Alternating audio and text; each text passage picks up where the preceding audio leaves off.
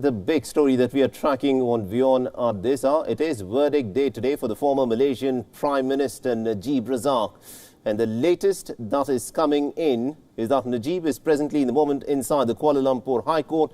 And we're being told that the judge is presently reading out the verdict. And the court is yet to announce if Najib is guilty of corruption and money laundering charges.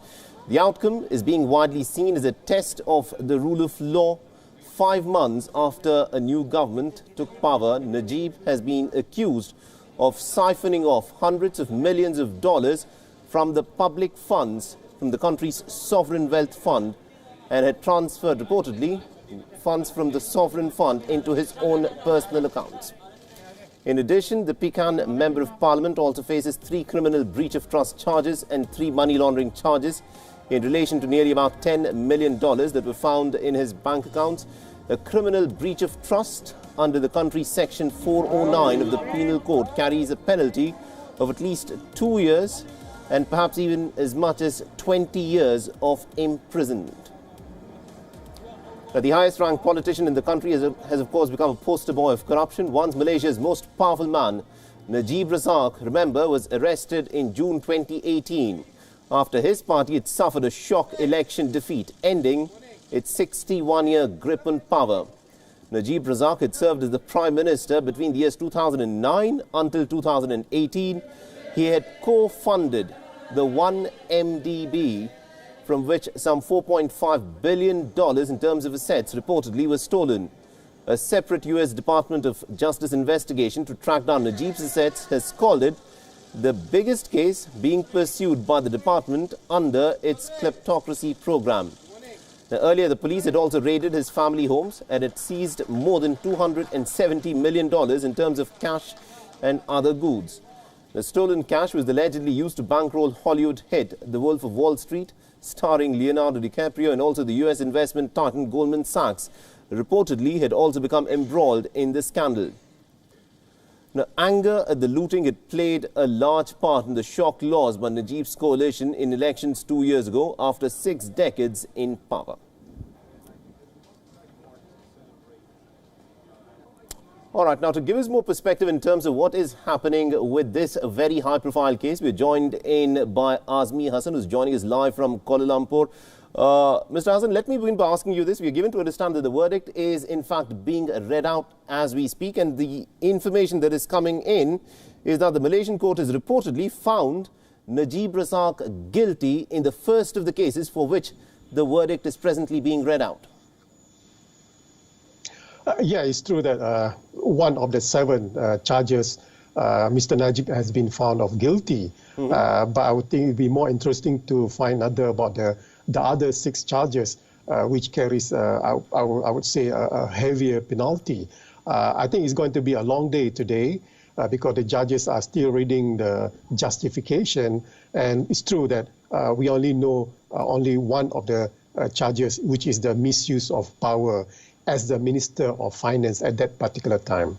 Right, now we're talking about this scandal that pertains to the One Malaysian Development BHD, the OneMDB scandal as it has come to known. Now this is actually a fund that Najib Razak had co-founded back in the year 2009. Now give us some perspective in terms of what the allegations actually are. Now, did Najib Razak try to siphon off money from a fund that he had co-founded in 2009? Yeah, it's true that the OneMDB is a sovereign and wealth fund that was established by the Prime Minister at that time in 2009. And besides from the current ongoing, there are another 4 trials that should be ongoing. 2 is ongoing. All are related to OneMDB, which amounted to something around 4.5 billion of misuse of fund. I think that's the crux. And it's true that when you say that the OneMDB issue is playing a critical role when the government at that time, Barisan Nasional, which is led by Mr. Najib, lost during the general election. So OneMDB, even though it has been going for 3 years, it's still, the results are still coming out. And I would say that Mr. Najib, the current trial that is going on will play a critical role on the another four trial that should be going on after this. Right, now Najib Razak has of course come out and said that all of this is happening because he lost the election and this is essentially a case of a political witch hunt. What is the public mood like in Malaysia? How are the Malaysians looking at this case? It is very partisan. The opposition, currently the opposition right now, truly believe Najib siphoned the money from 1MDB. But the supporters of Mr. Najib from the party, UMNO party, truly believe this is a political persecution. So whatever the result is, it will draw a line between the supporters and the non-supporters of Mr. Najib. And true that it say that whatever the result coming out today will have a very heavy impact on the current government, which is Mr. Najib political party, UMNO, is part of the current government right now. Since the current government has a very 1 or 2 majority in the parliament, so whatever the result coming out today will have a heavy impact on the political situation in Malaysia. And also another person who's also facing the trial is Najib's wife, Rosmah Mansoor. She has also been charged with money laundering. She's come out and pleaded not guilty in this case. What's likely to happen in her case?